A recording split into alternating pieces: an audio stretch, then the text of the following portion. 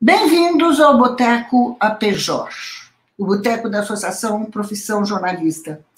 Nessa conversa de botequim, nós discutimos as questões de profissão, a carreira, os bastidores das redações, as histórias e perrengues que repórteres, editores e redatores passam para entregar a notícia mais bem apurada, redonda, ouvindo e envolvendo todos os lados da questão. A APJOR é focada nas questões do jornalista, estuda e pensa essas questões e, quando necessário, promove e participa do debate público a respeito. Eu sou a Leda Beck, jornalista, tradutora e dublê de historiadora. Comigo na bancada estão o Pedro Nastre, que é associado da APJOR e é âncora da Rádio Trianon de São Paulo, o Everaldo Gouveia, outro associado da APJOR, há 15 anos trabalhando como assessor de imprensa na Câmara Municipal de São Paulo, e a Mara Ribeiro, que a gente entrevistou aqui há 2 semanas, Mara? Que também é jornalista, também é associada da APJOR e tal. E o nosso entrevistado de hoje é o Dalmar Condes, secretário executivo da APJOR. Todo mundo aqui é da APJOR, entendeu? Depois a gente vai ampliar esse quadro. E presidente da Rede de Jornalistas Ambientais e editor da agência Envolverde. Dal, vamos começar pela sua trajetória. Como é que você começou como repórter em algum lugar, certo? Sim, sim. Então, na verdade, como chegou a tudo isso que você é hoje? Eu acho que eu nunca pensei em outra coisa além de ser jornalista, Leda, porque eu sou neto e filho de jornalista. Uau! E sou pai de jornalista. Fixe! Né? Está no então, DNA. É aquela coisa meio que está escrito nas estrelas, sabe? Vai ser... No dia que eu passei no vestibular para jornalismo lá na USP, que saiu no jornal, tal, eu cheguei contente em casa para o meu pai. Falei, pai, passei, vou fazer jornalismo agora. Ele olhou para mim com uma cara bem séria e me disse o seguinte: só não te deserdo porque não tenho do quê. Eu devia ter entendido o recado, né? Mas na época eu estava tão entusiasmado que eu não entendi o recado. Porque meu pai foi um grande jornalista. Eu estava na primeira equipe da Veja, na primeira equipe do Jornal da Tarde, trabalhou na Última Hora, foi anos do Estadão, foi diretor de jornalismo da antiga Rede Tupi de televisão. Então, era um cara que sabia o que o jornalismo podia dar e o que ele podia não dar, né? Bom, então, dinheiro não dá. Dinheiro não dá. Eu não conheço ninguém que foi fazer jornalismo porque queria ficar rico. Né? É verdade. Eu conheço gente que foi fazer direito porque queria ganhar dinheiro, medicina. Foi fazer administração de empresas, medicina, mas jornalismo eu não conheço ninguém que foi fazer pela grana. Bom, então, eu comecei... paixão mesmo. Eu acho que sim. Na verdade, a única coisa que eu sei fazer na vida é escrever. Eu não sei fazer outra coisa. Somos dois. Mas aí você começou aonde? Você ia contando, eu interrompi, então, desculpa. O meu primeiro emprego decente, porque tem os indecentes, né? Você sempre começa num trabalhinho indecente. Aí o meu primeiro emprego decente foi na agência France Press. Eu era redator na agência France Press, que ficava ali no edifício dos Diários Associados, na 7 de abril. Isso no começo dos anos 80. E a minha primeira grande oportunidade foi quando acharam o Joseph Mengele morto lá em Bertioga. O correspondente oficial da France Press estava doente. Vixe, sobrou para você. Sobrou para mim. Grande E lá vou eu escrever as notícias sobre o Mengele. E aquilo foi uma coisa muito interessante, porque, de repente, eu me vi fazendo uma coisa legal, importante. Naquele momento era uma pauta importante. E fiquei lá um tempo, de lá, como jornalista nunca tem um emprego só, né? Eu acabei indo trabalhar na revista Isto É também, na mesma época, isso foi em 84. Isso foi antes da Isto É, isso foi antes da Isto É adquirir aquele apelido horroroso? Foi, muito antes. Quanto é? A Isto É, na época, ela pertencia... A Gazeta Mercantil tinha comprado a Isto É. Então, a Gazeta estava formando um grupo que era a Isto É e o jornal Gazeta Mercantil. E eu fui trabalhar como repórter, na época, repórter de tudo, né? Meu chefe era o Valcir Carrasco, que hoje faz novelas por aí. É, E foi uma experiência muito legal. Primeiro, trabalhar na época, uma grande revista, e com um editor que tinha uma pegada de texto muito forte, ele escreve muito bem. E aprovar um texto com o Valcir era um negócio era um difícil. desafio. Era uma tortura. Não era um desafio, era uma tortura. Era uma coisa de... Você escrevia, ele jogava fora, você escrevia de novo, ele jogava fora de novo, você escrevia. Até que uma hora ele achava que estava bom e publicava. Só que aí você tinha ficado algumas horas escrevendo um texto de 1 hora e meia. Nossa, isso no livro da Veja era assim, viu? Aquela É, hierarquia que a Veja tinha, você mandava para o seu editor, que mandava para o editor executivo, que mandava para o Augusto Nunes, que mandava para o Hélio Gaspari, que caía no Guzo e ia voltando. E chega, claro que com tanto intermediário chegava para você tudo adaptado ao interesse do editor. Você ficava até as 4 da manhã reescrevendo até todo mundo ali aprovar. Entendeu? mas foi uma experiência muito legal na Isto É, porque eu acho que a revista me amadureceu como profissional, né? Eu tinha, o quê, na época, 27, 28 anos, e fiquei lá 4 anos, e saí de lá um profissional já... Eu tive um encontro com a Luísa Biondi, eu vou pular umas etapas aí. Eu tive um encontro com a Luísa Biondi uns anos mais tarde, e o Biondi eu trabalhei com ele no DCI, no antigo DCI. E na época eu entrei lá como repórter de finanças, de economia e finanças, e pintou uma vaga de editor, né, dessa área. Eu tinha trabalhado na Isto É, achava que eu estava preparadíssimo. Eu cheguei editor assistente na Isto É, achava que eu estava preparadíssimo para a vaga, já comecei a esfregar as mãos, falei, opa, esta é minha. E estou lá esperando, de repente chega um cara lá e senta na cadeira do editor, se apresenta, era o novo editor de finanças lá do jornal.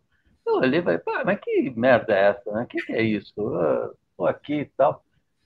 E passaram-se uns dias, me ligaram da Gazeta Mercantil me oferecendo uma vaga de editor assistente lá nessa área de finanças. Eu fiquei lá um tempão, muitos anos trabalhando como editor na área de finanças. E saí do DCI e tive uma conversa meio ríspida com a Luísio, né? E a Luísio, vamos embora. Passou uns anos, me liga a secretária do Aloysio. O grupo DCI tinha comprado as revistas do Grupo Visão e ela me ligou dizendo que o Aloysio queria jantar comigo. Falei, tá bom, vamos lá, vamos. Fui jantar com o Aloysio, eu sempre gostei muito dele, eu acho ele um dos maiores profissionais, um dos melhores jornalistas que esse país já teve. E chegou no jantar, ele virou para mim e falou, Dal, eu queria que você fosse o editor dessa revista Dirigente Industrial que a gente comprou agora. Eu não me aguentei e falei, mas Aloysio, teve um tempo lá atrás que você me preferiu para editor, agora você me quer como editor? Ele, eu tive olhando aí, vendo a sua carreira, eu já tinha passado pela Exame nessa época, já tinha uma carreira já um pouco mais sólida. Ele virou-se para mim e falou uma coisa que mudou minha vida. Ele virou para mim e falou, Dal, cara, você é muito bom. Né? Você é bem melhor do que a média dos caras que estão por aí. Mas é muito pior do que você acha que é.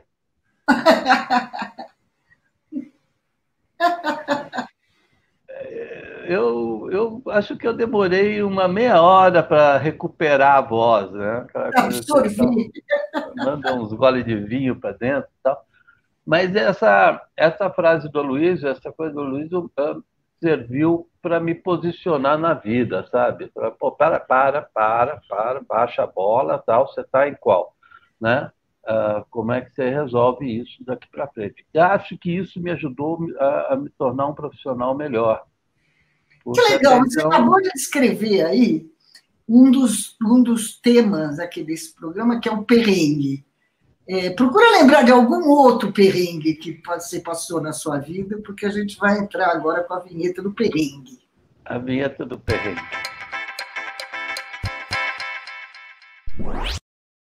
Esse é um perrengue, a garrafa entorna na mesa. Não é um perrengue? Então, eu tinha ido trabalhar na Agência Estado e depois dessa experiência no dirigente, a revista quebrou, a empresa faliu, foi todo mundo pro brejo, ninguém recebeu indenização.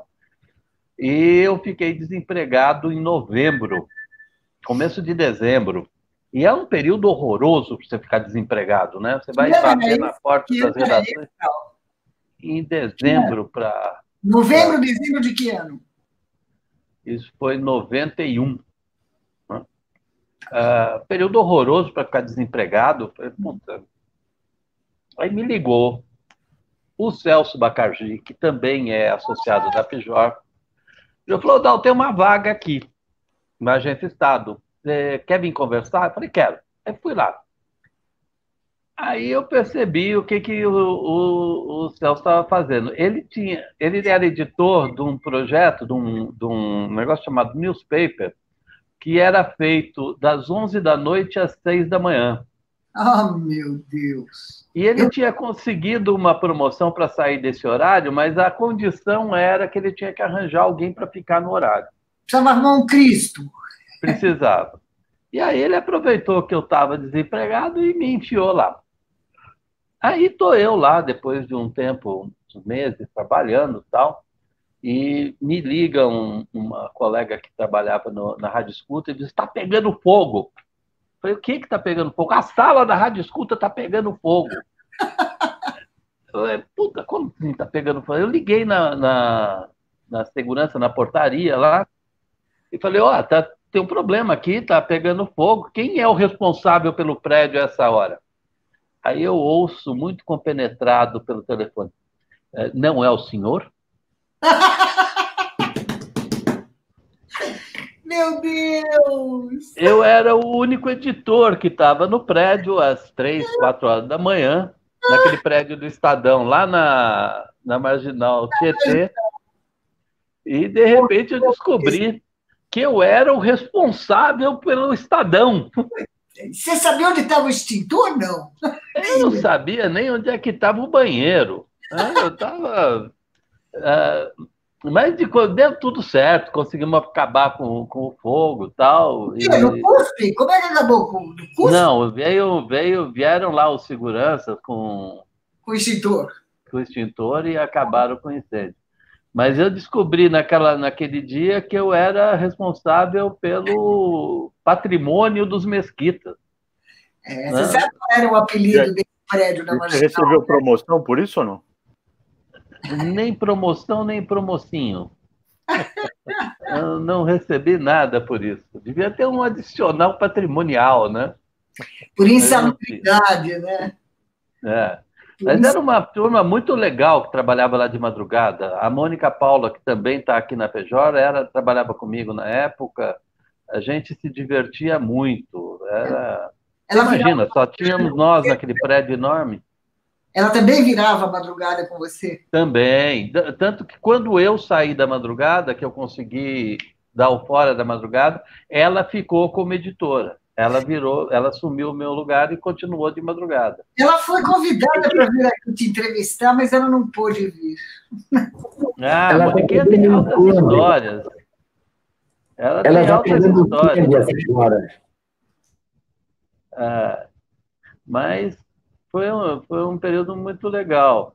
E, e assim, eu sou um cara meio de sorte nessa coisa de perrengue, porque eu acabo fazendo com que o perrengue vire uma coisa legal. Eu, deixa eu ver, um outro perrengue qualquer. Não precisa ficar no Bom, perrengue, não. Pode ir adiante. Da Agência Estado, você foi para tem onde? aquelas histórias de jornalista, né? De coisa. Tá? Eu e o Avelino Alves, que é outro jornalista que trabalhava comigo na Agência Estado, saiu da Agência Estado e a gente. Eu fui trabalhar num projeto da ONU que deu origem à Envolverde, o projeto que eu dirijo até hoje. Eu fui cobrir um negócio lá em Belo Horizonte. E cheguei lá, o Avelino, que estava na Agência Estado ainda, tinha ido cobrir pela Agência Estado. E a gente trabalhou, tal, fez a cobertura, dormimos lá num hotel que estava previsto. No dia seguinte de manhã, fomos para o aeroporto pegar o avião para voltar para São Paulo. Eu estava mudando naquele dia de São Paulo para Santos. Então, estava lá minha ex-mulher cuidando, na época ela era a atual, cuidando da mudança, e eu tinha que chegar para a mudança. E era aniversário do Avelino e tinha uma festa um churrasco na casa dele, esperando ele chegar. A gente ia pegar um avião lá pelas 10 horas da manhã, todo mundo meio-dia estava em casa, né? E papo vai, papo vem, entramos, fizemos check-in, fomos para a sala de embarque lá no aeroporto da Pampulha, e papo vai, papo vem, e daqui a pouco eu estou ouvindo chamar uma pessoa pelo alto-falante, eu virei para ele e falei, porra, que esse cara não presta atenção, o avião dele vai embora. Aí, vai, papo vem e tal, a sala de embarque esvaziou. Aí olhou um para a cara do outro e falou, cara, cadê o pessoal daqui? Aí a gente chegou lá e falou, olha, os senhores foram chamados várias vezes aqui para embarcar, mas não responderam. A gente estava dentro da sala de embarque, a gente estava sentado num canto tomando cafezinho e comendo pão de queijo. E conversando, batendo papo, e o avião foi embora. Aí vamos lá conseguir mudar esse voo, pegar outro avião. Aí o outro avião era às 4 da tarde. Das 10 da manhã às 4 da tarde. Aí ia chegar em São Paulo às 6, 7 horas. Eu sei que a minha mudança já tinha sido e o churrasco dele também. Aí a gente, bom, vamos lá, chegamos no balcão. Aí para explicar para a mocinha que a gente estava dentro da sala de embarque e que a gente perdeu o avião lá dentro. E ela virava para a gente e falava, mas senhor, o senhor estava lá dentro, por que não tomou o avião? Aquela coisa que você fica assim, o que eu vou dizer para essa mocinha, né? E a gente nem tinha cabelo tão branco assim para dizer, não, já estamos gagá, moça, desculpe. É coisa de velho, sabe? Mas aí sentamos num boteco lá perto da Lagoa da Pampulha e enchemos a cara com uma garrafa de uísque para se conformar, né? Claro. O Pedro e o Everaldo não querem fazer nenhuma pergunta? Não, depois, você falou aí que trabalhou nessa área aí, um pouco mais de finanças, né? Você nunca trabalhou numa outra área que talvez não fosse a sua, que você não tivesse assim um grande apreço aí por trabalhar, mas foi obrigado, te jogaram assim num canto, falou, é aqui que você vai ficar, e aí aquilo virou para você assim um grande perrengue, vai? Olha,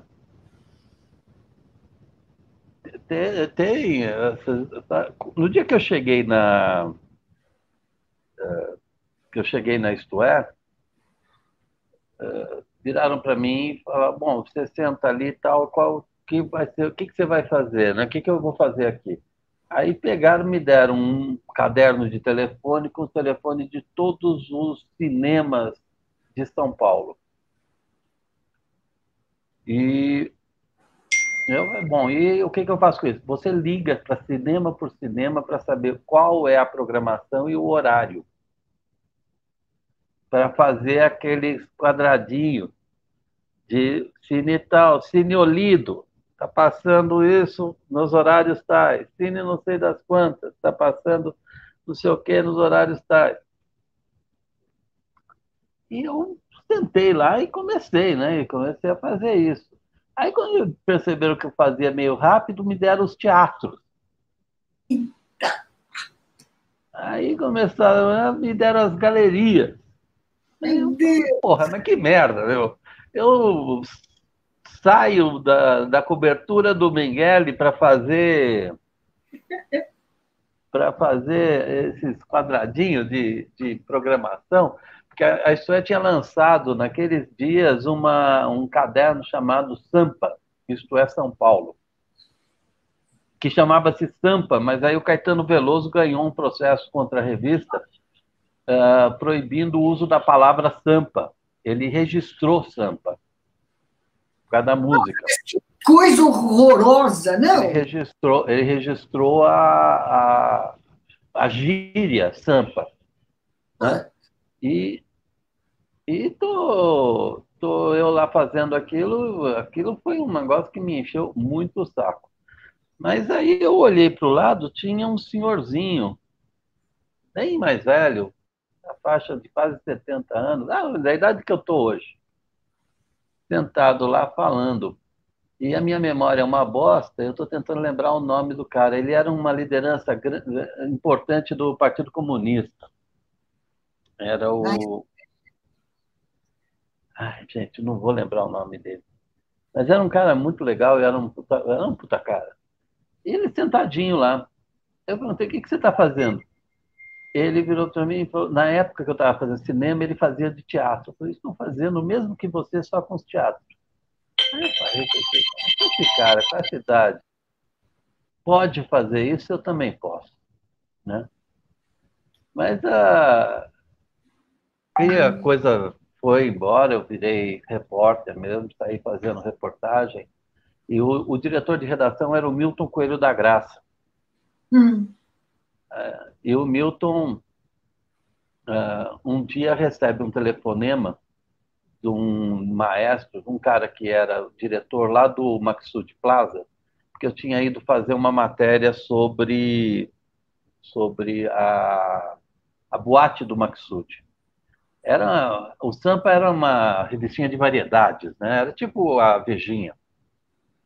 E o Milton entra na nossa baia lá da redação. Quem foi que escreveu essa porra dessa matéria? Eu falei, qual matéria? Essa aqui sobre o Maxud Plaza. Eu falei, xiii, Marquinhos, fui eu. E aí? Não, me ligou fulano dizendo que tem erros conceituais na matéria. Erro conceitual numa materinha de 1/4 de página sobre uma boate? Eu nem chamei de puteiro. Né? Que era? E era, né? Os caros. Né? Aí o Milton virou para o Valcir e falou, Valcir, liga lá e descobre o que aconteceu. Falei, tá bom, o Valcir ligou. Esse Milton Coelho da Graça era o famoso Miltainho, não? É, o Miltainho. Miltainho, ok. Aí ligou, o Valcir liga lá pro cara e daqui a pouco eu perguntei para você, e aí? Aí o Valcir faz aquele suspense, eu falei, puta, me fudi. E entrou na sala do Milton. E daqui a pouco volta o Milton entra na redação e diz, anotem esse nome, fulano de tal. Este filho da puta nunca mais será citado nessa revista. O cara era o cara que eu entrevistei. Eu falei, puta, e agora? Né? Aí cheguei para você e falei, e aí, o que aconteceu, né? Não, sabe aquela música, O Morro? O Morro... Sei, os caras tocaram lá. Então, saiu impresso Eu Morro. Eu não sei se o erro foi teu ou foi da revisão, mas saiu Eu Morro. Eu não lembrava, aquelas coisas que você escreve de madrugada, e eu sei que o cara nunca mais foi citado na revista. Ficou aquela coisa Pô, e não maluca. tinha razão, né, Dal? Oi? Ele tinha razão. É conceitual o erro? Ah, não, não é conceitual, é verdade. Tinha esquecido o detalhe. É um erro, né? Bom, é um erro. Mas eu Mas, acho ó, que só o maior fazendo perrengue que eu passei na Isto É foi quando... Tô de olho. Gente, a minha memória para nome anda um negócio assim, horrível. Eu Começa aproveitando e assim. fazendo uma correção aí. Milton Coelho da Graça era Milton Coelho da Graça. Miltainho era um outro Milton, um outro jornalista. O Miltainho é o outro. O Miltainho é o que trabalha na Globo Rural. Que criou o bondinho, não é? São dois, Isso. são pessoas diferentes. Isso. Ah, não Ou a sabia. correção. Qual era o O nome? Milton Coelho da Graça, quando o Milton saiu da redação da revista, entrou um gaúcho de bombacha lá, como é que ele chamava, caceta? Puta, estou vendo na Daqui a minha pouco eu lembro frente, o nome eu dele. não lembro o nome. Que foi lá do Roda Viva. Foi apresentador do Roda Viva também durante uma época. Né? Gente, eu tô... Bom, e aí quando ele entrou, tal, ele chega na redação, conhece todo mundo, na hora que é apresentado para mim, ele olha para minha cara e fala: você não é filho do Silvio Sena? Que é o nome do meu padrasto, né? Eu falei: sou, sim. Ele: tá bom. Virou as costas e foi embora. E eu falei: porra, mas o cara sabe quem é meu pai? Aí eu peguei o telefone e liguei para meu pai, né? Falei: ô pai, o fulano aqui assumiu a direção de redação tal, e perguntou se eu sou seu filho, eu disse que sim. Ele falou: ih, rapaz, esse cara é teu chefe agora? Eu falei: esse cara não gosta de mim. Filho pagando o pecado do pai, né? Puta, mas o que vocês fizeram? Não, a gente brigou por causa de cavalo. Os dois eram fanáticos por coisa do Jockey Club e brigaram por causa de cavalo lá e viraram inimigos. E eu estava já há meses na Isto É, e meu contrato ia ser assinado, né? A coisa não foi registrado logo que entrei. Aliás, ninguém registrava logo que entrava, né? E o meu contrato ia ser assinado e foi parar na mesa dele. Ih, rapaz, agora eu quero ver, né? Aí apareceu uma matéria para fazer do Jockey Club. Não foi uma matéria. Foi uma foto que precisava de legenda. E era a foto da reta final, lá quando os cavalos estão chegando no final da corrida. No disco final, quando eles cruzam o disco final. Exatamente. E aí eu olhei aquela foto e botei lá: reta final, 2 pontos. Aqui tudo pode acontecer. E mandei para frente, né? Aí, daqui a pouco, chega lá o diretor de redação. O meu gato está querendo entrar aqui na conversa. Quem? Tem gato aí? Meu gato. O gato. Tem gato aqui. Aí, ele disse: aqui não é a reta final. Eu falei: puta, o cara é fanático pelo Jockey Club, eu fiz a legenda errada. Se ele não queria assinar meu contrato, agora é que foi. Aí eu fui olhar a foto melhor, olhei e falei: desculpe, mas aqui é a reta final. Meu avô já foi diretor do Jockey Club e meu pai é viciado em cavalo. Eu cresci lá dentro. Isso aqui é a reta final. Não é. Aí veio lá um outro cara aficionado de cavalo, olhou e falou: porra, essa aqui é a reta final. Eu falei: bom, agora que piorou a situação, porque eu podia simplesmente virar e falar: não, o senhor está certo, me desculpe e tal, e que a legenda que se foda, né? Nem era um título, era uma legenda, né? Eu falei: agora que não sai o meu contrato, né? Agora que E aí, passaram-se uns 2 dias mais ou menos, o contrato veio assinado. E eu fui contratado. Era um teste? Na época com um saláriozinho até que razoável. Era um tempo bom esse que a gente ganhava um saláriozinho até que razoável, né? Quem assinou o teu contrato, quem foi? O Barroso? Barrosinho? Não. Porque o Barroso era um jockey famoso, né? O Barroso era um jockey famoso. Famoso. Não, o Gaúcho que era diretor de redação, certo? Gente. O Dal. Porque lá tinha o Ottoni, o Zanoni, em algum momento aí eu lembro do nome dele. Não era aquele Mário Alberto, não, né? Mário Alberto não era. Não, Mário Alberto foi depois. Mário Alberto de Almeida foi depois.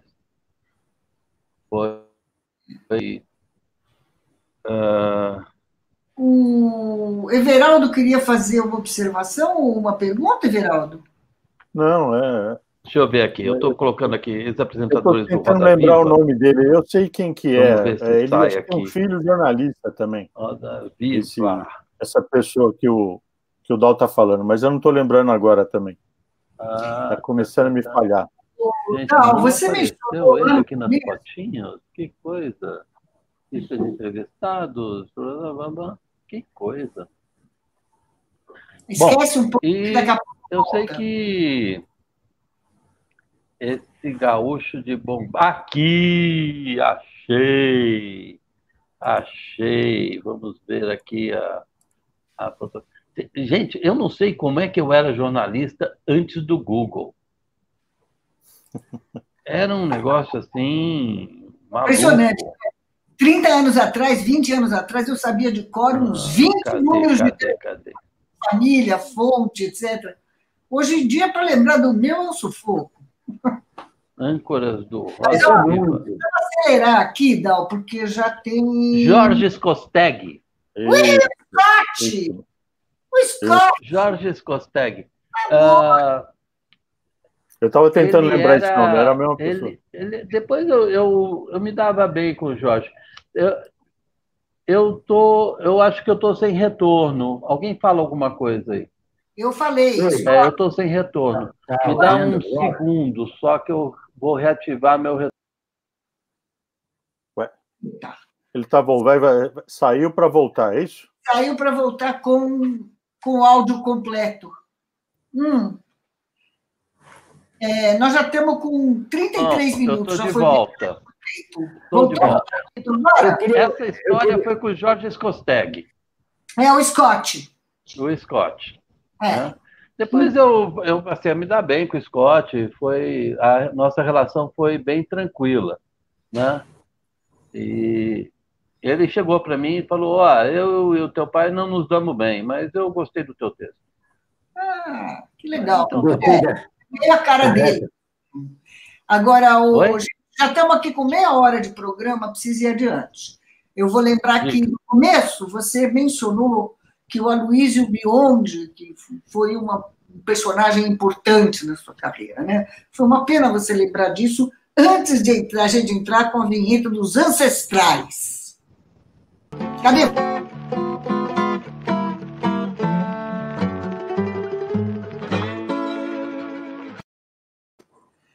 Ali naquele desenho, não sei se vocês repararam, tem o João do Rio, o Luiz Gama e a Beatriz Brandão, que foi a primeira repórter brasileira gaúcha também, lá nos idos do começo do século XX. O Aloysio Biondi foi um ancestral da sua vida, né? Foi alguém que inspirou você. Tem outros. Eu acho que o Valcir Carrasco foi uma personalidade importante também no meu começo de carreira.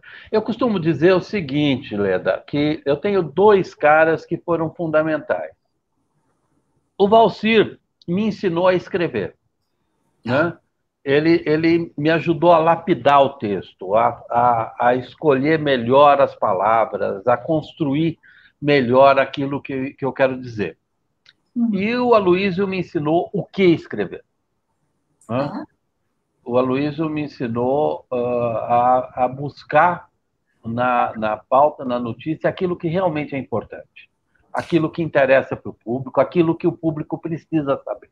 Né? Trabalhar com o Aloysio... Desculpe te interromper, mas aí vamos entrar um pouco num assunto mais sério, que vai além da sua vida como jornalista, mas que envolve todos nós, jornalistas, e o jornalismo. Né? O que escrever e como escrever são duas importantes características da profissão. Né? Uma outra que me pareceu que você mencionou quando contou a história da legenda da reta final, você comentou assim, eu podia não ter dito nada, eu podia dizer, foda-se, então chama como você quiser isso aí e tal.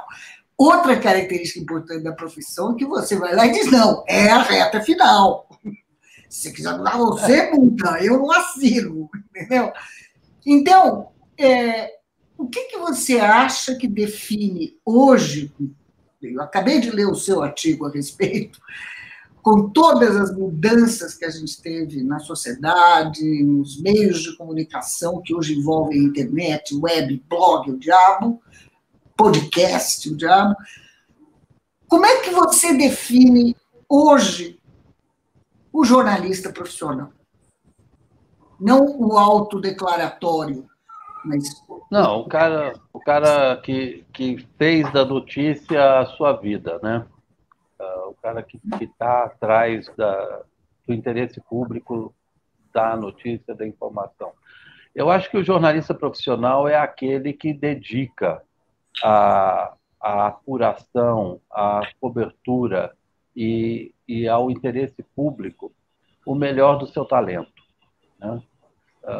Que está interessado em levar a melhor informação, mais bem apurada, escrita ou narrada da forma mais honesta possível.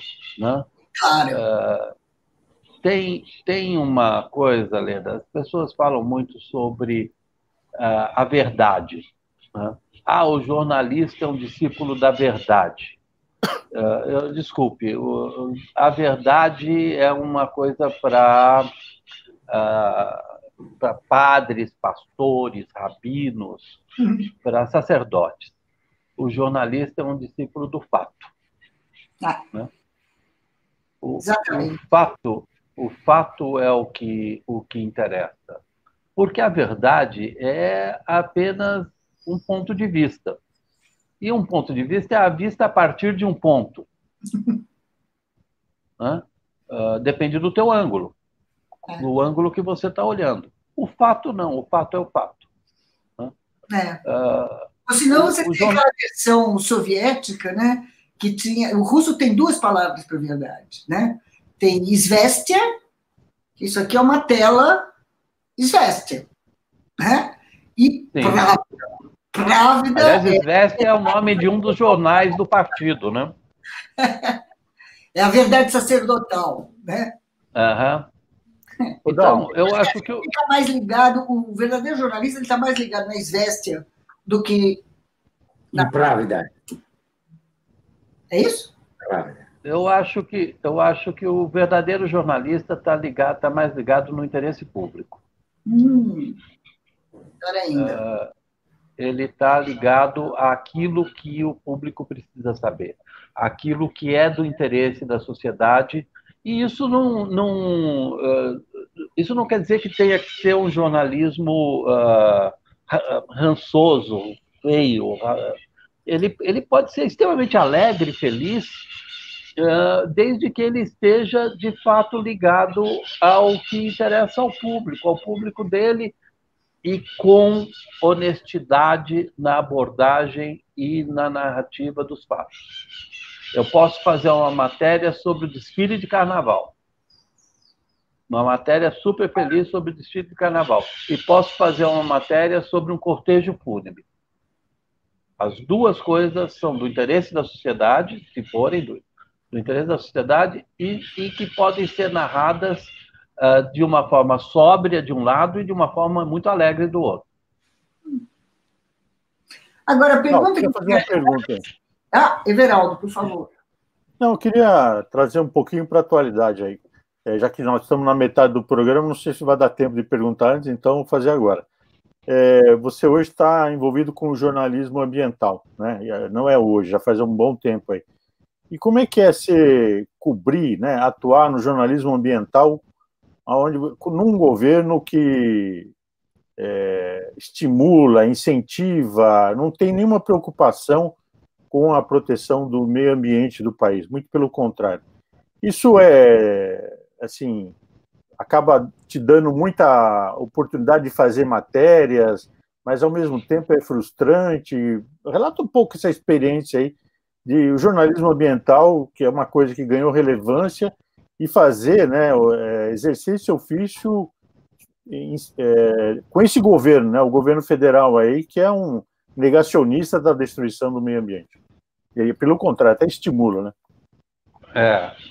Num primeiro momento, Everaldo, é quase depressivo, né? Porque é como se você estivesse andando, tentando subir uma escada rolante que está descendo. A gente vinha avançando bastante nos últimos anos, nas últimas 2 décadas, quando o jornalismo ambiental deixou de ser simplesmente uma pauta de natureba ou de árvore para ser uma importante pauta de economia e de política. As pautas ambientais, elas viraram manchetes de jornais de economia, das editorias de economia. Quase todos os grandes jornais brasileiros passaram a ter profissionais especializados na cobertura ambiental. E a cobertura ambiental é uma cobertura que exige do jornalista muita formação, muito estudo, muita capacitação, né? Atualmente eu estou presidente da rede de jornalistas ambientais. Tem gente lá com mestrado, doutorado, curso de biologia, jornalistas de décadas que estão trabalhando com isso, fizeram disso a sua carreira, a sua vida. E no meu caso mesmo, eu fiz um mestrado em ciência ambiental pela USP, e sou jornalista formado em jornalismo. Então, você olha e você vê os absurdos que estão sendo feitos, né? E você narra aquilo, faz matéria sobre aquilo, e uma coisa que talvez nem seja o pior, talvez nem seja o governo ser esse governo de trogloditas que acreditam num modelo de desenvolvimento ambiental que nos anos 70 já era velho. O pior é você pegar uma matéria, eu trabalho com internet, publico muita coisa na internet, pegar uma matéria, colocar para o público e você ter milhares não digo, mas centenas de comentários de gente que acha que aquela merda que está sendo feita está certo. Isso é o que mais me aflige. É mais ou menos assim, como você assistiu um jogo de futebol, Corinthians e Palmeiras. Então vamos lá, Corinthians e Palmeiras jogaram, gol. O jogo terminou 3-2 para o Corinthians. Aí você publica lá, o jogo terminou 3-2 para o Corinthians. Aí entra um monte de palmeirense e diz: não, você não assistiu esse jogo não terminou 3-2, esse jogo foi ganho pelo Palmeiras e não sei o quê. Sabe, como se, olha, tá certo o IBAMA ter um sargento na direção do IBAMA que nunca estudou nada a respeito de preservação ambiental, mas foi colocado lá porque, claro, tem que pegar bandido, então bota um sargento. Sabe, Bom, essa é a parte de quando você vai enfrentar o leitor. A outra parte nunca foi tão difícil tirar uma informação de governo sobre meio ambiente. Você não consegue. Tem uma diretriz do ministro Ricardo Salles que proíbe qualquer funcionário do Ministério do Meio Ambiente, do IBAMA e do Instituto Chico Mendes de falar com jornalista. E essa diretriz, não essa especificamente, mas tem outras diretrizes que dizem o nome do jornalista que está vetado lá dentro. Meu Deus. Foi o Trigueiro, não foi? Que ele vetou? O André Trigueiro está vetado. Ele está vetado dentro do Ministério do Meio Uma Ambiente. lista negra. É uma lista negra, uma lista... que tem outros nomes. O André é o nome mais famoso, mas tem outros nomes que estão vetados lá dentro do... Eu escrevia, fui colunista durante muitos anos da Carta Capital. Agora eu sou um colaborador esporádico, mas e aí eu fazia minhas matérias, faço minhas matérias, publicava as matérias na Carta, e aí eu via comentários do tipo: esse comunista que escreveu, isso não vale a pena. As pessoas não sabem quem eu sou, o que eu faço, como eu faço, e só porque você está publicando num determinado veículo, você virou um comunista que não merece credibilidade. Não importa o que você está escrevendo. Mas o problema, Dal, é que as pessoas, não é que elas não sabem quem você é, elas leram o seu texto. O problema é que elas não sabem, por exemplo, o que é comunismo, porra!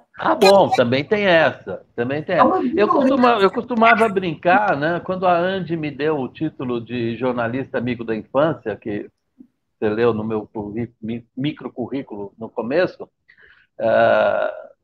vieram fazer uma entrevista comigo sobre isso, tal, e eu falei: olha, eu acho muito interessante, né? Porque eu estou saindo de comunista comedor de criancinha para jornalista amigo das criancinhas. Né? Aquela coisa... A Mara Ribeiro está fazendo uma pergunta aqui, ó. Quem foi a pessoa mais ilustre ou poderosa que você entrevistou? Mais ilustre ou poderosa que eu entrevistei? Al Gore. Não. Não, eu quis entrevistar o Al Gore, mas eu não consegui. Deixa eu ver. Eu entrevistei... Sim, tem coisas diferentes. Eu entrevistei um cara chamado Alvin Toffler, que provavelmente a maior parte das pessoas não conhece. Eu conheço. Você conhece. O Alvin Toffler, eu entrevistei ele em 94, quando ele tinha veio lançar no Brasil o livro A Estrada do Futuro. E foi um cara que também abriu muito a minha cabeça para o que viria a ser este novo mundo que é hoje. Uhum. Né? A internet e tal. Entrevistei o japonês lá, ex-presidente do Peru, o Fujimori, o Alberto Fujimori. Entrevistei o Fujimori. Eu diria que... Esse aí é um ilustre de uma fama, né? Fujimori. Não, o Bruno é mau caráter, né? Mas é um cara que eu não compraria um carro usado dele, você compraria? Pois é, o problema é que ele tem uma lábia, Leda, mas tem uma lábia que ele quase te convence a comprar o carro. Claro, todo malandro tem essa lábia, né? O Dal, você trabalhou na Agência Estado, você trabalhou na Isto É, Gazeta Mercantil. Como foi essa transição de você sair aí de corridas de cavalo, né, de Mengele? Como foi essa transição para você chegar aí e falar: olha, eu largo tudo isso e vou criar aí a Envolverde? Como é que foi essa transição de você ter largado, né, os grandes veículos de comunicação e partir para tocar a Envolverde? Quando começou isso e de que forma? Só para complementar, como é que você passou de repórter de finanças, que era o que você era no início, para um grande jornalista ambiental? Como foi essa transição? Eu fui um grande jornalista de economia também, Leda. Eu era um bom repórter de economia, um bom editor de economia.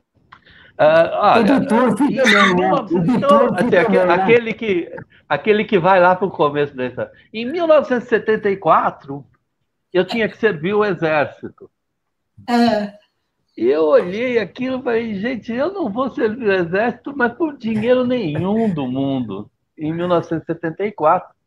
E o resumo da história: eu botei uma mochila nas costas e fui para a Amazônia. Eu subi a Belém, Brasília, de terra.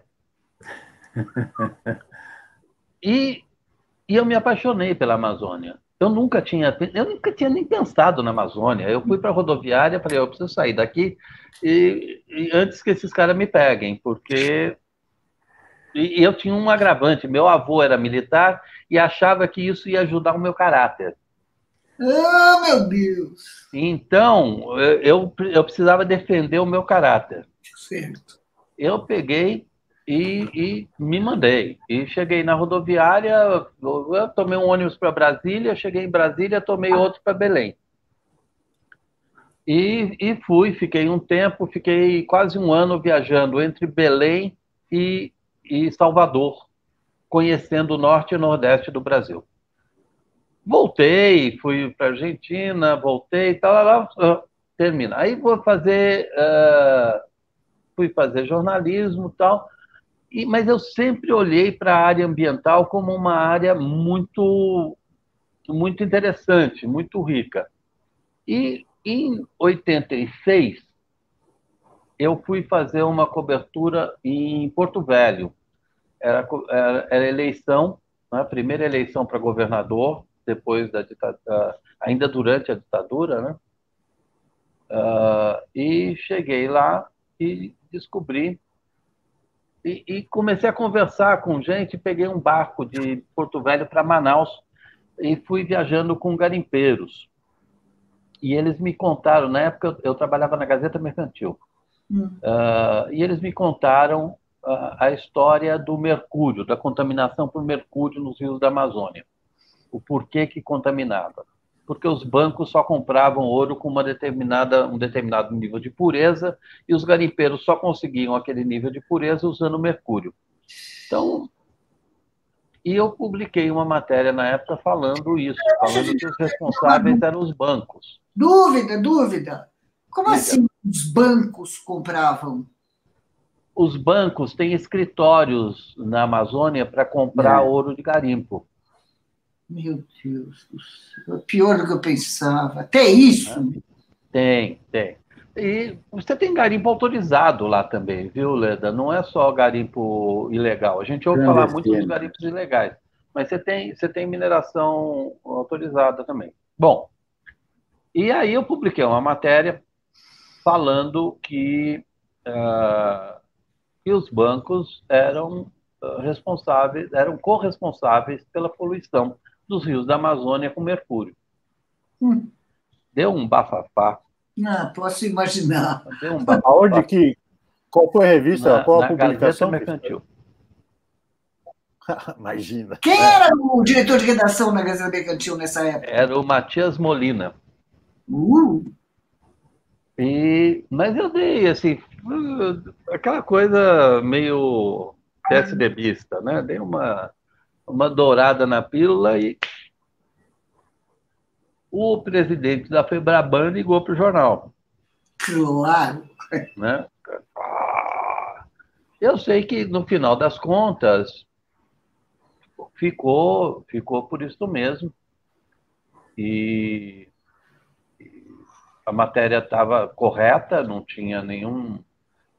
isso é mentira. Não tinha nenhuma mentira nela e preferiram, na verdade, aquela coisa, deixa quieto que é melhor do que tentar abafar. Bom, e eu acabei entrando em 90 no mestrado em ciência ambiental na USP, também meio que por acidente. Eu fui lá acompanhar um amigo que ia fazer matrícula e perguntei, o que precisa para fazer a matrícula? Precisa de uma cópia do seu diploma. Eu falei, mas eu sou formado pela USP. Então não precisa nada. Então eu faço a matrícula. Eu comecei a fazer o curso lá e comecei a me interessar. E aí eu acho que esse foi o gancho que me pegou. Eu comecei a entender que todos os problemas ambientais têm uma raiz econômica. Claro. Nenhum problema ambiental existe sem uma decisão econômica anterior. Claro. Quando eu comecei a entender isso, né, e entender que, na verdade, quando me perguntam hoje, a pergunta, como é que eu passei a me dedicar ao meio ambiente? Na verdade, eu nunca saí da economia. Tá certo. Porque o que eu passei a fazer é abordar os problemas ambientais com a ótica econômica. Onde é que... Tanto que hoje, na Envolverde, as nossas matérias, elas são lastreadas nos ODS, nos Objetivos de Desenvolvimento Sustentável da ONU. E todas elas têm um lastro de dizer, olha, o problema econômico que gera isso é esse. Ou este problema ambiental tem origem neste problema econômico. Né? Mas eu pergunto o seguinte, a Envolverde, ela veio, você criou a Envolverde, você criou a sua revista e a agência e tudo, porque não encontrava espaço nos veículos de comunicação para esse tipo de matéria? Não, eu acho que eu criei porque eu tive uma cãibra mental em algum momento e achei que eu ia ganhar dinheiro. Eu ia fazer uma coisa... Não, na verdade foi o seguinte, Pedro. Em 95, eu recebi um telefonema de um cara em Nova York, um diretor da agência de notícias Interpress, que era meu amigo, que é um uruguaio. Ele me ligou e falou, Dal, eu estou aqui nas Nações Unidas e o PNUMA, o Programa de Meio Ambiente da ONU, quer lançar um projeto de comunicação ambiental que vai circular do Chile, da Argentina até o México.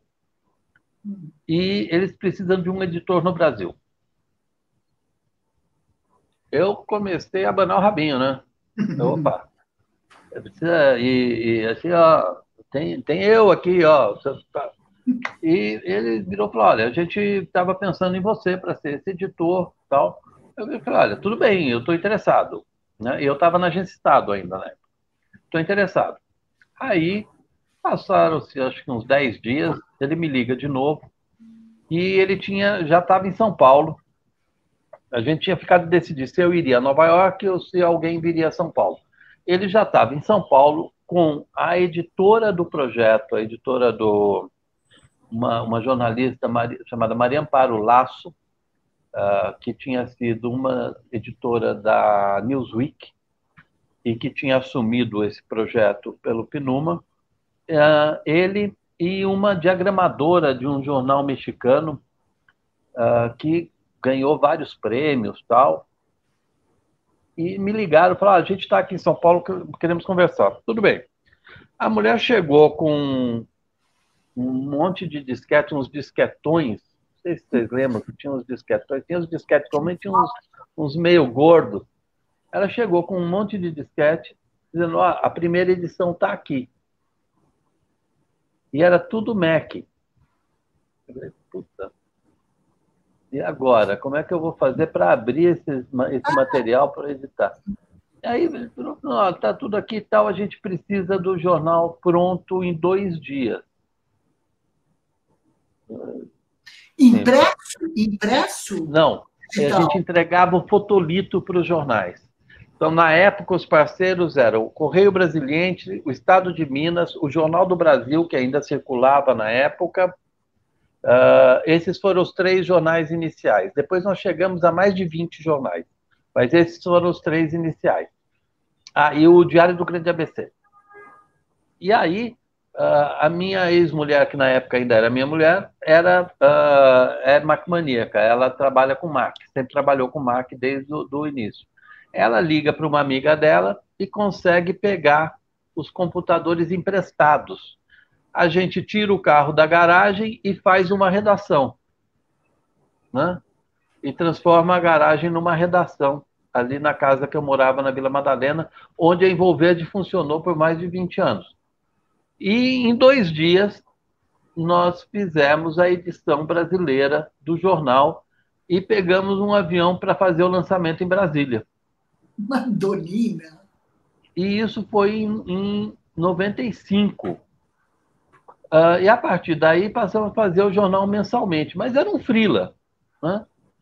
Todo mês chegava o material, a gente produzia 1, 2 matérias no Brasil e o resto era a tradução do material que vinha pronto, vinha da ONU e essa agência Interpress Service, que tem correspondentes em todos os países da América Latina, produzia material nos países e aquilo tudo vinha e era um tabloide de 20 páginas.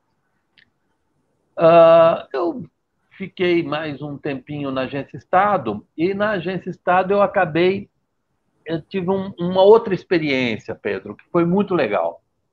Um belo dia, nessa época também, 94, entra um pessoal na redação para fazer uma palestra sobre internet.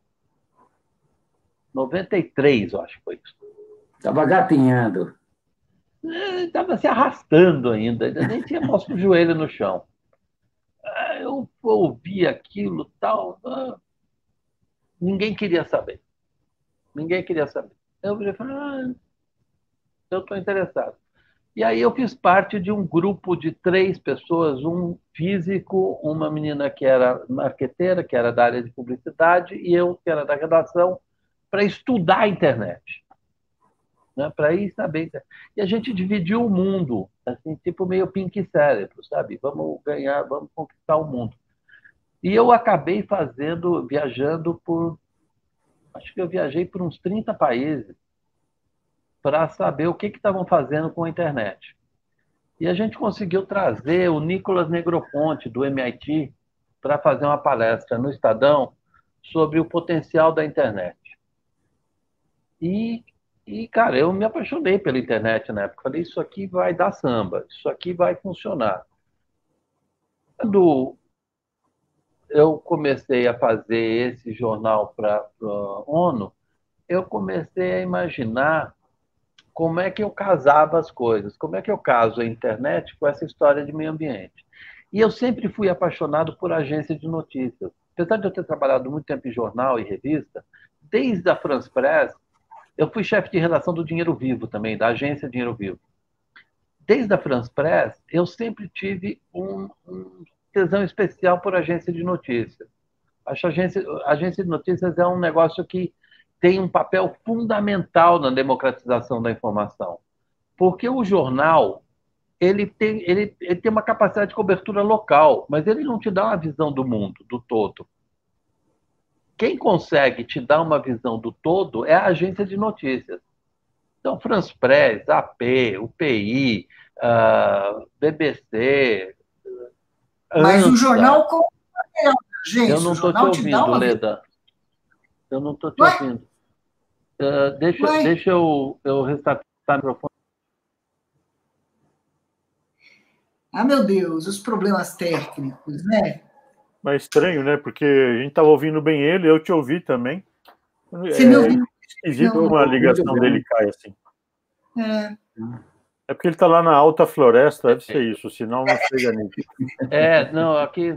Não, eu estou falando, a agência de notícias tem essa característica de te dar uma visão do mundo. Então, mas o que eu estava dizendo é que o jornal te dá a visão do mundo porque ele compra material de agências de notícias, e compra de várias, né? Exato. Não, por isso é que eu gosto de agência de notícias, porque a agência de notícias, inclusive, ajuda a fazer o jornal. Sim. Fazer jornal sem agência de notícias é uma coisa complicada. Eu entrei no Estadão nos anos 70. Era na Major Quedinho ainda. Telex. E o Estadão... Hã? Tinha Telex. O quê? Telex. Tinha cabine. Porque o Estadão tinha mais de 300 correspondentes. E tinha gente metida em rincões lá no fim do mundo, que tinha telefone na cidade, num posto telefônico, o cara ligava para a cabine, aí tem lá um cidadão com fone de ouvido, com uma IBM elétrica, e na IBM tinha um rolo de papel. Então ele não parava de datilografar ali, e o repórter que está lá perdido no fim do mundo, ele dita a matéria, ele datilografava naquele rolo, entendeu? Então, por que eu estou dizendo isso? Porque o Estadão tinha uma rede fantástica para cobrir este país, entendeu? E que eram funcionários da Agência Estado. Não eram funcionários do Estadão, eram funcionários da Agência Estado. E esse material sempre foi vendido também para outros jornais. Mas o problema que nós no Estadão tínhamos com isso é que, às vezes, eu fiz muita matéria para edição de domingo, que, em geral, era aquele especial de domingo, você fica no pescoção, vira de sexta para sábado escrevendo, eram matérias de uma página, 2, né? Por exemplo, uma que eu me lembro que resolveram, isso já foi nos anos, final dos anos 70, já estava na Marginal, a gente fazia uma pauta para todo mundo, né? Ó, a pauta é saneamento básico. Aham. Como é que está isso na sua cidade? E aí, quando chegava na sexta-feira, deadline sexta-feira. Sexta-feira chegava aquela pilha de telex na sua mesa, entendeu? Ou de matéria de cabine. Aham. E eu passava horas e horas ali consolidando aquele troço, entendeu? Redigindo para dividir em retranca e tal. E aí o que deixava a gente fulo é que a pauta era nossa, às vezes a gente conseguia um furo e a agência nos furava. Nós éramos furados pela própria empresa, entendeu? Sim. Mas isso era um problema de gestão, na verdade, né? Depois conseguiu se resolver isso. Já quando eu trabalhei na Agência Estado, tinha regras muito estritas para usar material do Estadão. Ah, que bom. Mas o que eu ia perguntar quando você estava falando do Negroponte, do Media Lab, do MIT, eu fiquei curiosa para saber, porque o Rodrigo Mesquita se envolveu muito com o Media Lab. Eu cheguei a conversar, a jantar com ele em Boston, estava lá cobrindo um evento do Media Lab e lá estava o Rodrigo Mesquita, entendeu? Teve um acordo do Estadão com o Media Lab. O que eu me pergunto é se esse contato do Rodrigo com o Media Lab já existia ou se você... Já existia? Já existia. O Rodrigo sempre foi um cara muito à frente do seu tempo nesse quesito tecnologia e meio ambiente. Ele também tem uma atuação muito forte na área do meio ambiente. Mas esse quesito tecnologia, na verdade, a Agência Estado, nos anos 90, ela deu um salto de qualidade muito por conta dos investimentos feitos em tecnologia. Né? E a coisa da internet foi muito também uma diretriz do Rodrigo. Tanto que o site da Agência Estado, a presença da Agência Estado na internet, ela se deu antes da presença do Estadão. Né? O Estadão, a gente tinha ali depois que a gente fez os relatórios todos sobre o que os grandes jornais do mundo estavam fazendo com a internet, a gente escreveu um relatório sugerindo que o Estadão montasse o portal Estadão. Né? Isso antes da Folha lançar o UOL. E o board do Estadão disse que não iriam botar a marca do Estadão numa aventura. A resposta foi exatamente essa. Olha, eu vou dar a palavra para o Everaldo, vou te interromper um pouquinho da palavra, porque o Everaldo precisa sair, não é isso, Everaldo?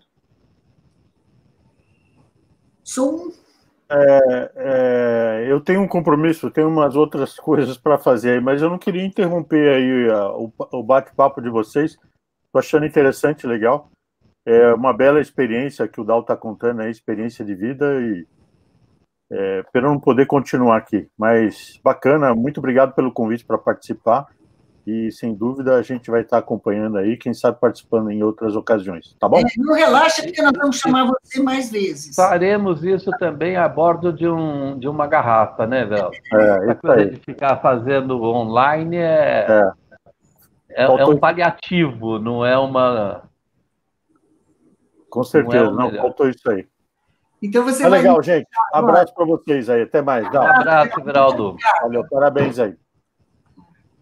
Mas eu gostaria só que o Dal concluísse, porque eu tenho uma pergunta, só para não fugir.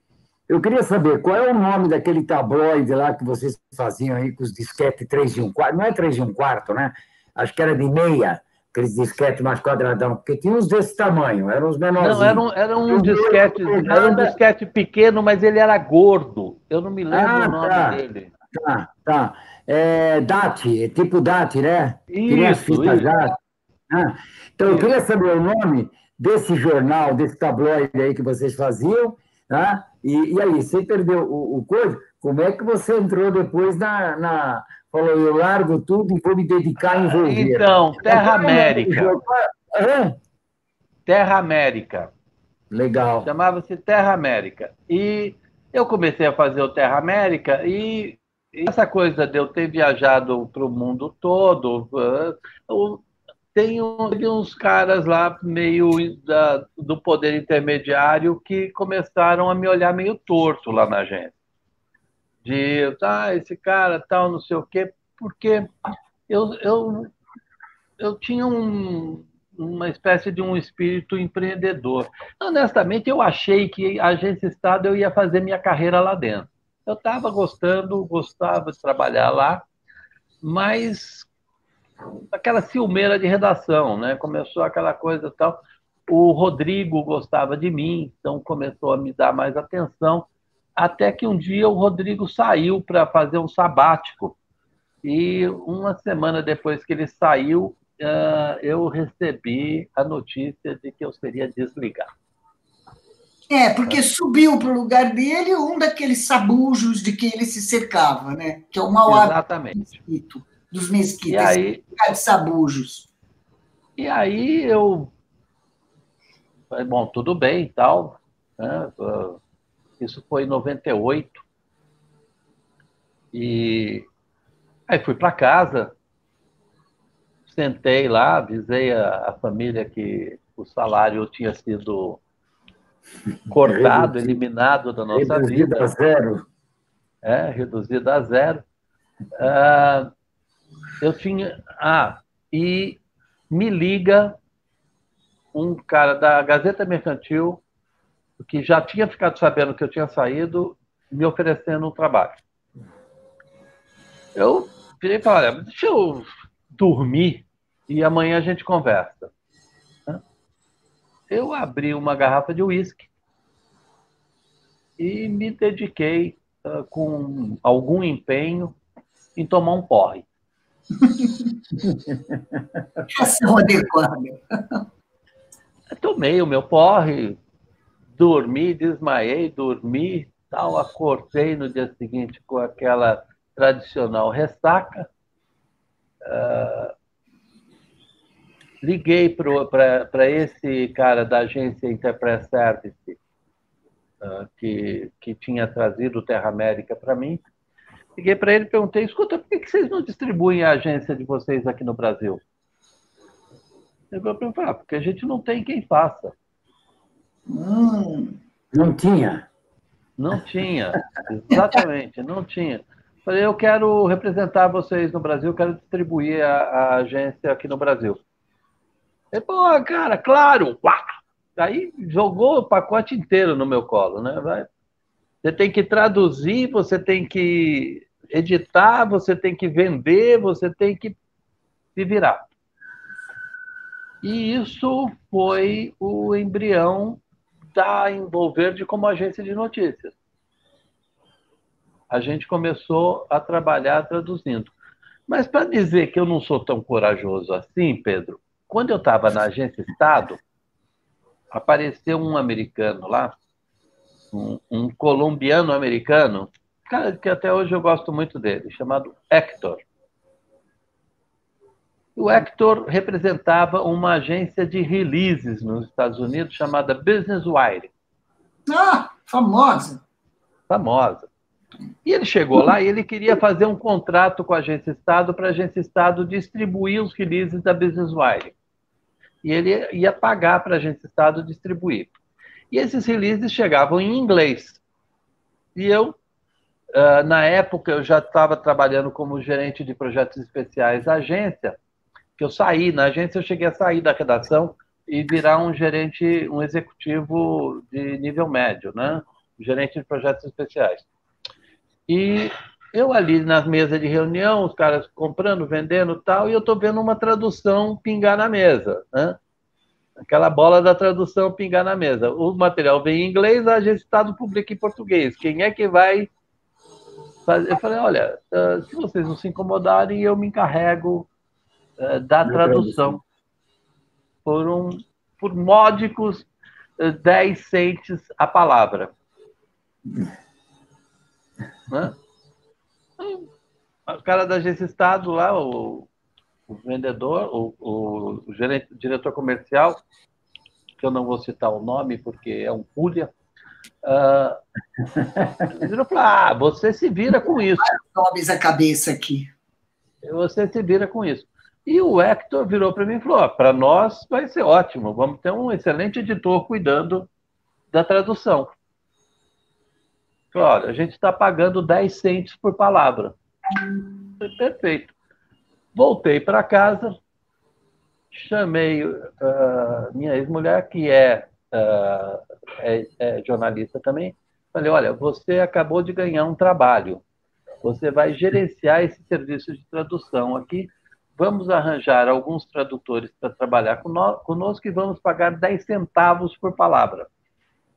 De dólar ou de real? De real. Eu recebia 10 cents e pagava 10 centavos. Isso em 98? É. O preço médio nos Estados Unidos era 11 centavos de dólar por palavra. Então, 10 centavos de real para ele estava baratinho.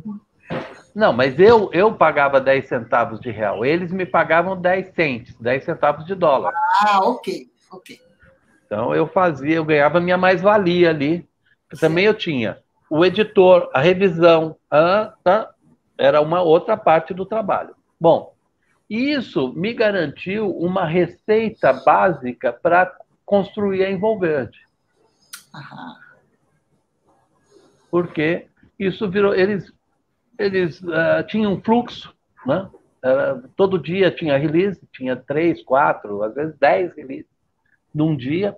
Então, a coisa funcionou bem até o 11 de setembro funcionou. Foi aí que você achou que você ia ser o magnata da comunicação. Você falou, foi aí que eu achei que a coisa estava começando a dar certo, né? Mas aí teve o 11 de setembro, para vocês terem uma ideia, a Envolverde chegou a ter uma redação, ter uma equipe de 40 profissionais. Porra. Mas era tudo em cima desse projeto aí? Não. Tinha um monte de coisa. A gente começou produzindo conteúdos para outros sites, vendendo conteúdos. Tinha um projeto de um cara que ficou rico na época, chamado Ponto Edu. Ele só publicava material de educação. E um dia ele me chamou e falou, olha, Dal, meu negócio é vender anúncio, não é produzir material de comunicação. Você não quer o contrato para produzir o conteúdo de educação para o Ponto Edu? E aí a gente incorporou isso e começou a produzir conteúdo de educação para o Ponto Edu. Então a gente tinha vários pequenos portais que compravam nossos materiais. Que legal, hein? Então a coisa estava indo razoavelmente bem. E aí um pedaço dos aviões do 9/11 caiu em cima do Envolverde? Caiu. Para você ter uma ideia, o nosso faturamento em agosto de 2001, com essa venda de coisas, foi $27 mil. Bom, o de setembro foi $1.200. Meu Deus. O de outubro foi $300. Meu Deus. Caramba. Então, eu ia agora pedir a vinheta que trata dos píncaros da glória numa carreira, entendeu? Isso a gente quebrou. Isso foi lá no fundo do poço. A gente quebrou, a gente faliu.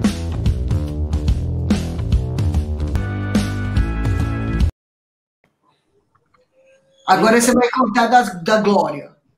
Então, a coisa estava dando super certo, estava funcionando.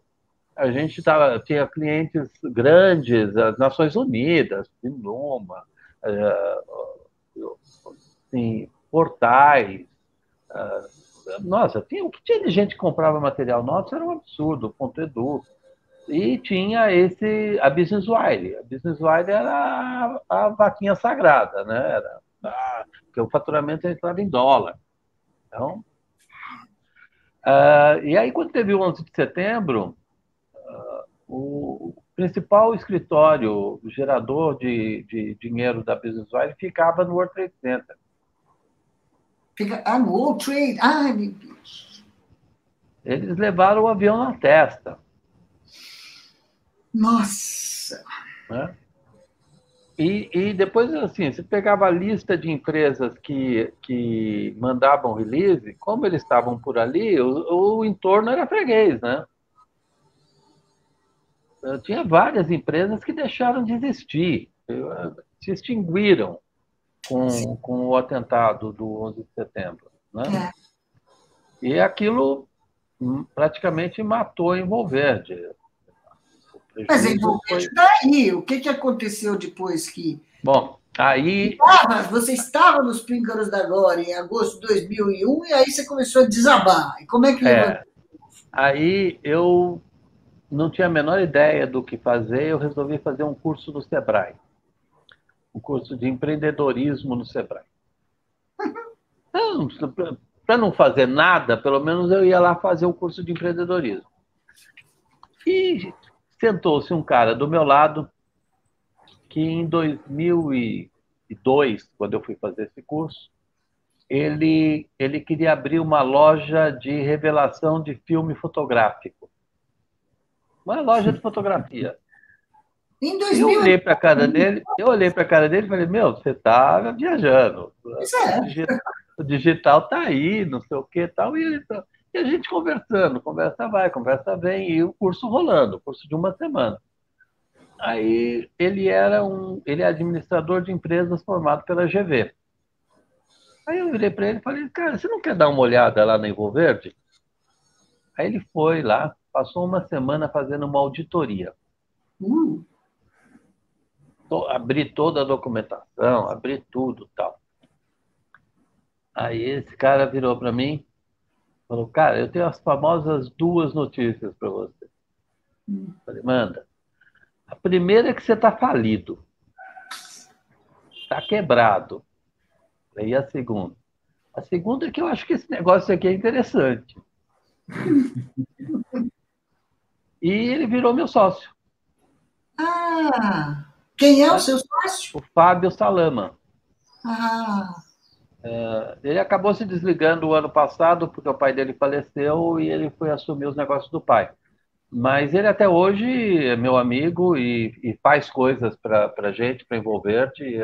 E ele foi uma figura-chave para me ajudar a reconstruir o negócio. Primeiro ele chamou todos os credores. Botou todo mundo lá, inclusive o pessoal da equipe. Falou, gente, agora vamos negociar. Você trabalha aqui há tantos anos, você tem direito a receber tanto, o que a gente pode fazer é te dar tanto agora, parcelar, em 6 meses você vai receber tudo que você tem direito. Tudo bem? Tudo bem. Chegou todo mundo. Aí ele virou e fez a coisa certa. Ele falou, agora todos vocês vão entrar na justiça contra a Envolverde. Isso aconteceu comigo.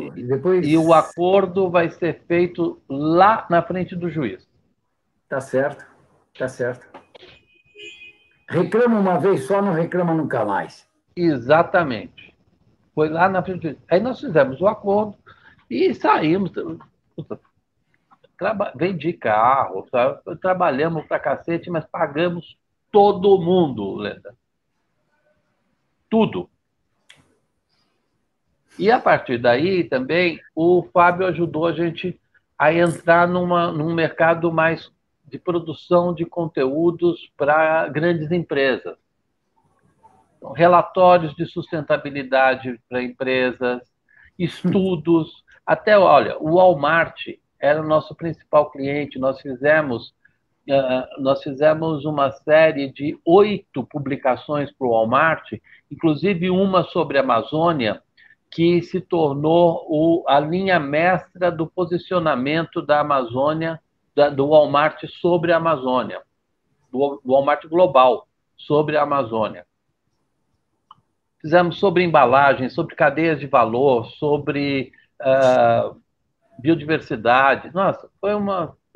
O Sebrae, o Centro Sebrae de Sustentabilidade, é meu cliente até hoje. Aliás, ontem ainda eu fiz uma palestra para eles. ele ajudou a gente a virar e falar, olha, tem uma coisa que é esse jornalismo que você faz do site, tá lá. Tem outra coisa que é usar toda essa expertise para fazer com que as empresas entendam isso que você diz no site. Então, de certa forma, você abandonou o jornalismo nu e cru e partiu para a consultoria de sustentabilidade e meio ambiente. Isso. Mas principalmente com a produção de estudos e produção de livros, né? Acabamos de lançar um livro encomendado por uma empresa sobre o consumo de álcool na juventude. Consumo de? Álcool. Cachaça. Sim. Na juventude.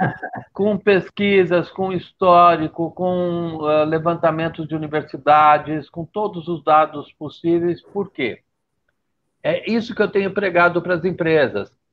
Existe um problema. Você está no problema. Se antecipe. Vá adiante. Resolva o problema antes que o mercado ou a polícia resolva o teu problema, ou o governo ou a legislação resolva o teu problema. Então, resolva você antes. Álcool na juventude é um problema. Como é que você aborda isso? Quem financiou o livro foi uma distribuidora de bebidas. Responsabilidade social. A responsabilidade, aí entra a tal da responsabilidade social. Eu acho muito legal, Dal, porque, assim, empatia, tá? A sua história, mais ou menos, ela se confunde com a minha, tá? De querer empreender, de achar que com aquilo você vai ganhar rios de dinheiro.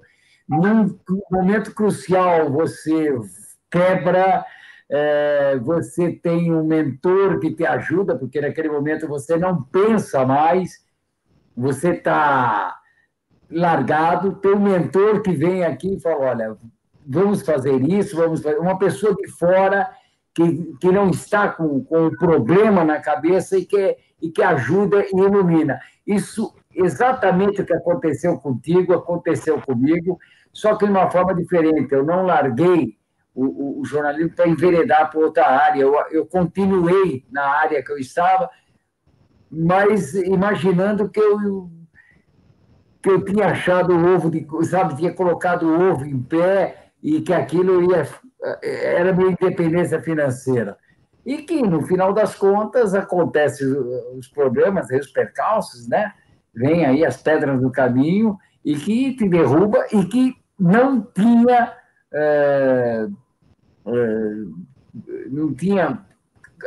coisa suficiente para poder tocar. Não tinha aporte financeiro, não tinha nada, mas eu acho muito legal. Um belo dia eu conto a minha história aí para vocês. Acho que vale um boteco para te entrevistar. Olha, exatamente o que aconteceu, porque eu também tive uma empresa que eu estava com 62 funcionários. Eu tinha uma editora com 62 funcionários fazendo jornal, na época que você não tinha computador. Mal se tinha aí, quem tinha as Composer, né? Eu tinha Composer eletrônica da IBM, Composer mecânica, que ainda é aquela que você tinha que virar, mas fazia jornais para terceiros, isso, aquilo. E aconteceu, só que o meu foi um pouco antes, foi na época do Collor. Todo mundo quebrou e nós também quebramos. Jornal você tinha que fazer, preço, valor do dia, o valor da cotação do dólar, pagava adiantado para receber o papel depois. Rodava aí, como provavelmente você rodou o seu tabloide, o jornal tabloide aí em gráficas, ou Folha, ou Estado, que rodavam os jornais, né, para terceiro. Na gráfica dos padres, lá em Aparecida. Você rodava lá, conhece também. Então, e assim, se confunde. Só que chega naquele momento, por exemplo, na minha época, você tinha que pagar o papel, tinha que comprar o papel da Tejaner, né? Era Tejaner, o papel tinha que chegar na coisa, só que não tinha dinheiro, não se comprava papel, e aí, como é que fica? Um monte de gente. Pois é. Exatamente isso, vendi tudo que tinha, mas o quê? vai lá na justiça, é esse o negócio, você faz o pedido, nós pagamos lá e não tive mais problema. Foi assim, uma orientação. E se eu te contar que a orientação ela veio de um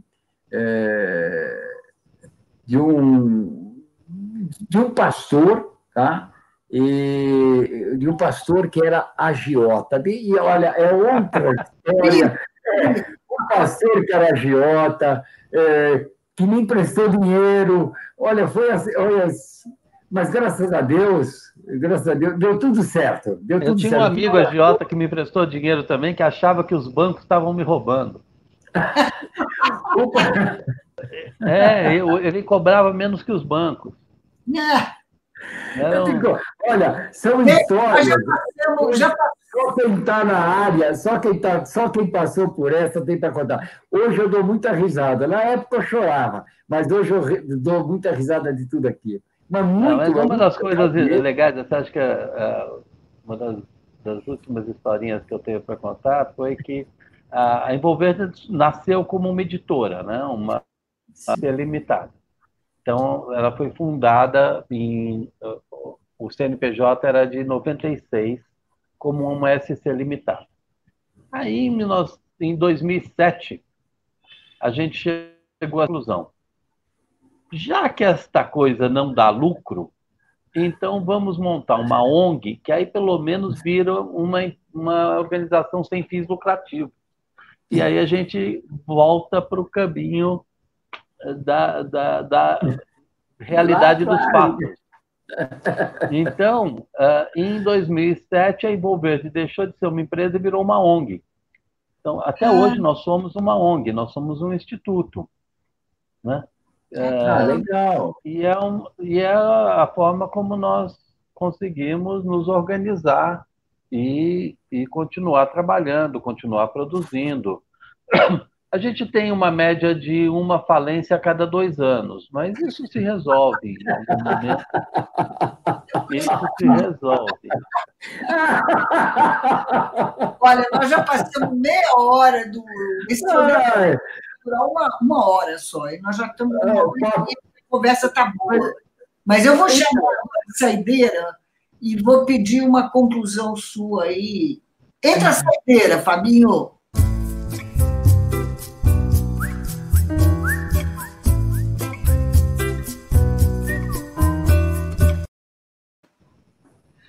É a última garrafa na mesa, hein? O cara já está lavando o chão, botando a cadeira em cima das mesas e tal, só tem a nossa ocupada. Então, para concluir, depois desse relato magnífico aí da sua trajetória, eu queria voltar a discutir um pouco de jornalismo, porque a gente está tendo na PJ, vamos ter no dia 5 de dezembro, esse seminário para tratar das questões que estão na raiz da fundação da PJ, que é a questão da profissão, da institucionalidade para o jornalista, que está se degradando aí há 20 anos, 10, 15? A largos passos. A largos passos, né? Rumo ao fundo do poço. Então, eu queria ouvir, eu li hoje a sua pensata sobre essa institucionalidade, que está muito interessante, e eu queria que você desse um resumo disso aqui, como a título de saideira. Olha, Leda, Pedro, Mara, e mais os colegas todos que estão na PJ, que são profissionais que já têm um tempo de experiência. Nós temos alguns jovens, mas, como eu disse, são alguns. No mais, nós somos muitos jornalistas que já têm uma carreira, né? Que já têm uma história. Eu fico muito contente de compartilhar um pouco da minha história com vocês. E, em um determinado momento, conversas com o Fred Guedini, eu me convenci de que nós temos que ter a capacidade de reconstruir a institucionalidade da profissão de jornalista. Uhum. Né? O meu pai foi jornalista. Eu posso dizer com toda certeza que durante os meus 64 anos de vida, todas as minhas contas foram pagas pelo jornalismo. mesmo quando quem pagava era meu pai. Né? Eu acho o jornalismo uma profissão absolutamente fundamental para uma sociedade democrática, uma sociedade respeitosa, uma sociedade civilizada e capaz de se lançar um processo evolutivo em direção ao futuro. Sem jornalismo, eu não vejo solução. Né? Tem um outro cara... vocês falaram dos jornalistas que foram fundamentais na minha vida. Tem um outro que foi muito importante. Foi um cara chamado Roberto Freire, que era médico, psiquiatra. Eu fiz terapia com o Roberto Freire, olha como eu sou velho. Somos colegas de terapia, então. Vale. Também fiz terapia com o Roberto Freire. Aí começa uma fofoca paralela aqui. Você fez terapia com o Bigode? Foi com o Bigode. Coisa, né? E Miriam Muniz também. O Bigode tinha uma frase que virou nome de um livro que eu acho ótimo, que sem tesão não há solução. E eu nunca tive tesão por outra profissão. Quando eu fui fazer vestibular, meu avô, que tinha lá na cabeça dele a coisa de que alguém da família tinha que ser médico, e ele era um cara com alguns recursos, ele chegou para mim e falou: se você fizer medicina, eu te dou um apartamento com um carro na garagem. Uau. Eu comecei a perceber que o jornalismo ia me ferrar quando eu disse não. Porque eu demorei 40 anos para conseguir comprar uma casa própria. Eu também. Então, Leda, eu parto do seguinte princípio. Nós que fizemos do jornalismo a nossa vida, a nossa carreira, a nossa profissão, o nosso tesão, temos a obrigação de usar a nossa experiência e o nosso conhecimento para ajudar a recolocar o jornalismo no seu lugar dentro da democracia, a recolocar o jornalismo no seu lugar dentro do processo civilizatório. Não deixar que o jornalismo seja achacado, atacado, vilipendiado e massacrado por gente que só tem interesse em que ele não exista. É claro. Não é? É claro. Mas é por isso que estamos todos aqui, né? Que estamos todos na Associação Profissão Jornalista. Exatamente. O objetivo, a gente vai discutir no 5 de dezembro para aparar arestas e resolver o que é exatamente que a APJ pensa e quer. Né? Sabe quem era o velhinho que sentou do meu lado e estava fazendo o roteiro de teatro? Você sabe quem ele era. Era o Armênio Guedes. Eu conheço o nome, mas eu não conhecia ele. Um grande comunista. Ele foi líder do Partido Comunista durante todo... Ele começou a liderança dele no Partido Comunista ainda nos anos 50 e foi um dos grandes líderes do Partido Comunista na clandestinidade. Ok, mas o que eu estou dizendo é, claro que eu conheço o nome, mas eu nunca bebi cerveja com ele, entendeu? Eu nunca sentei. As histórias do Armênio nunca trabalhamos muito melhores que as minhas. Então, para fechar, nós vamos precisar, nesse encontro interno dos associados em 5 de dezembro, nós vamos precisar chegar a um consenso sobre o que define um jornalista profissional, né? E a importância do jornalismo para uma sociedade democrática, rumo à civilidade, né? Que parece que a gente regrediu 40 ou 50 anos nos últimos 2, certo? Então, eu acho que a saideira vai ser essa, que a gente precisa sentar e conversar muito, né? Para conseguir consenso em torno de algumas questões básicas, para conseguir levar esse debate para toda a sociedade, num evento que vamos fazer em 2021. Né? Isso. Isso mesmo. Então, eu agradeço muitíssimo a sua presença, a presença da Mara, do Pedro Nastre, do Everaldo, que já foi embora, e a presença escondida da Cecília Queiroz, que está nos vigiando aí, e do Fábio Moraes, que é o nosso diretor técnico. Eu é que agradeço a oportunidade de estar aqui conversando, falando com colegas jornalistas, e, de alguma maneira, passar a minha visão de que o jornalismo é uma profissão fundamental. Não é não é uma profissão para ficar rico, mas é uma profissão que te leva a grandes aventuras. Eu conheço o mundo pelo jornalismo, eu já viajei por, sei lá, mais de 40, 50 países. Geração, né, Dal? Eu não sei se hoje jovens jornalistas estão sendo patrocinados por grandes corporações de mídia, como nós fomos, para conhecer o mundo. Né? O modelo vai ser outro, mas o jornalismo continua sendo uma porta para o planeta. O jornalismo se reinventa. Porque assim, nós estamos no boteco, jornalismo é cachaça. Eu não conheço ninguém que larga o jornalismo se não foi pego pela cachaça do jornalismo. Uma vez que você assuma que você é jornalista e que aquilo é o que você quer e o que você sabe fazer, não importa se você está ganhando dinheiro, não está ganhando dinheiro, o que te importa é continuar fazendo aquilo que te dá tesão. É verdade. Não tem que aprofundar isso, porque só o tesão não vai ajudar a definir o que é um jornalista, né? Então, gente, vamos ter que encerrar aqui. Foi uma delícia. Muito obrigada a todos. E até daqui a 15 dias, eu acho, temos outra entrevista. Mais ou menos.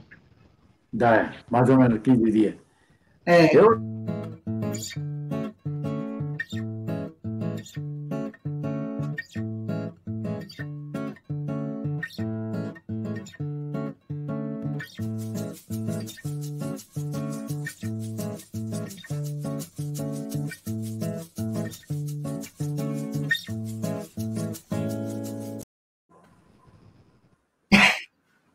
Acabou?